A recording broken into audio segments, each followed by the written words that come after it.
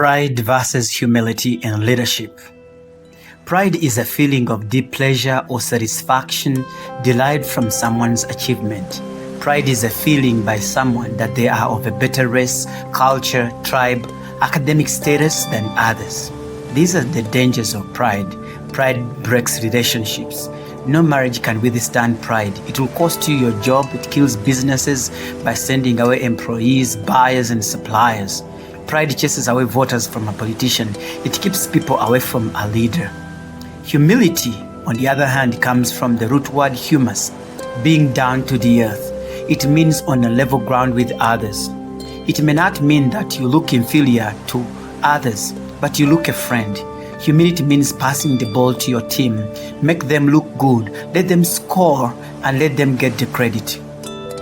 You can achieve nearly anything if you're willing to give your credit away. You don't have to create space between you and the people you lead. It's already there when you become a leader. There is a psychological distance already when you become a leader. You don't need to create one. All of us struggle with pride more than we could ever admit.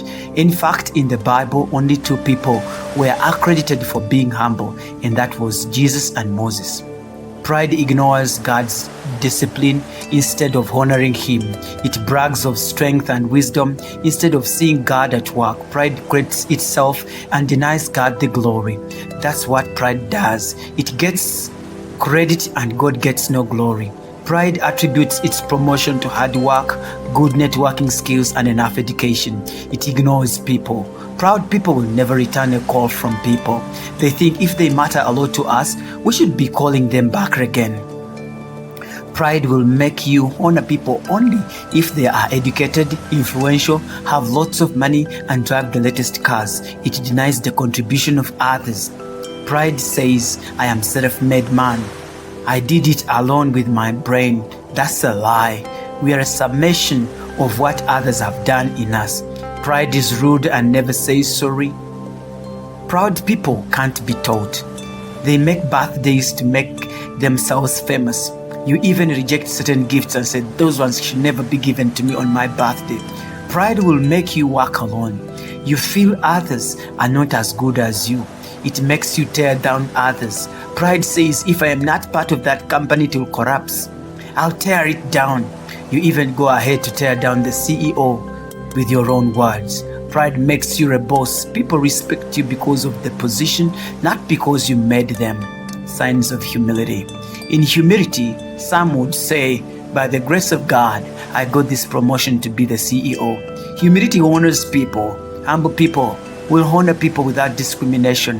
Humility acknowledges the contribution of others. Humility is kind and says sorry when in wrong. It returns a call when they miss it. Humble people are teachable. They take the attitude of a student, never too big to ask a question and never knowing too much to learn something new. Humility celebrates and honors others. You even accept the cheapest gifts from people. Reach out for counsel and coaching. Give yourself to a mentor, tutor, and allow them to introduce something new into your life that will earn you value as you're getting humble. The cup and the knowledge of the humble will never be full.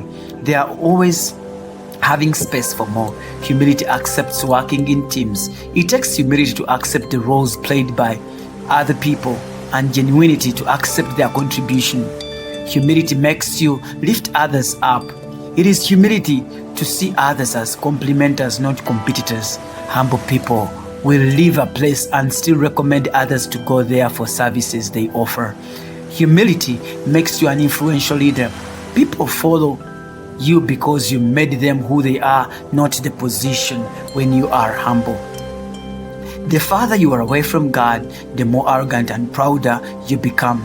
1 Corinthians 15:9. For I am the least of the apostles and do not even deserve to be called an apostle because I persecuted the church.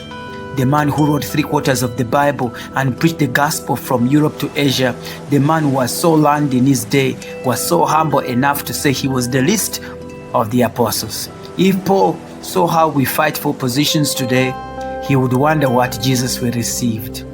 A story is told of President Barack Obama and his family when they attended an Easter service in Washington Church, founded in 1863. by the freed slaves. The first family entered Shiloh Baptist Church with humility and sat with everyone else in the congregation without special seats. Listen, a great man is always willing to be little. If serving is below you, then leadership is above you. At the funeral service of the late Queen Elizabeth, towards the end of the service, I was touched by the Archbishop's last words before the body was taken to the grave for burial. He said, "Now let us remove all the symbols of power from the coffin, that our sister Elizabeth can be committed to the grave as a simple Christian." Life is indeed vanity. It is transient. And that teaches us humility. Humility in power, humility in relating with others, humility in our acquisition of wealth, humility in all our endeavors, because in the end, no matter what we have acquired in life, we will go back with nothing. Thank you for listening. Humility versus Pride. Patrick, Living Work Community. God bless you.